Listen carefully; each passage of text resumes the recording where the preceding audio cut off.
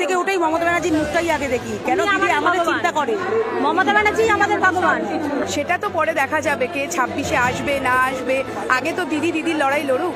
যে গ্যাসের দাম 50 টাকা করে এক্সট্রা আবার বাড়িয়ে দিল, আবার আমাদের জন্য বাঁচানোর জন্য উনি আসবেন?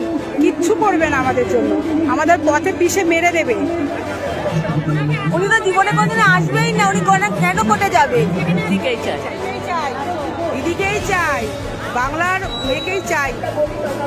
আমাদের দিদি ছিল, দিদি থাকবে, দিদিকেই চাই, বুঝতে পেরেছেন? দিদি হচ্ছে আমাদের একদম বুকের ইয়ে। দিদি আছে বলে মহিলাদের সঙ্গ আর কেউ দিতে পারবে না। একটা মহিলাই মহিলার পাশে মানে যোগ্যভাবে দাঁড়াতে পারে এবং মহিলাকে সঠিক সম্মান দিয়ে সেই জায়গায় পৌঁছে দিতে পারে। একজন মহিলা হিসেবে কতটা সুরক্ষিত আপনারা? খুব ভালো, অনেক ভালো আছে দিদির জন্য। আমরা সবচেয়ে বেশি সুরক্ষিত অন্যান্য রাজ্যের তুলনায়, অনেকটাই আমরা সুরক্ষিত। হ্যাঁ, 100 অন্যান্য রাজ্যে যা অবস্থা দেখছি, আমরা মহিলা হিসেবে খুবই গর্বিত পশ্চিমবঙ্গে আমরা বসবাস করি বলে।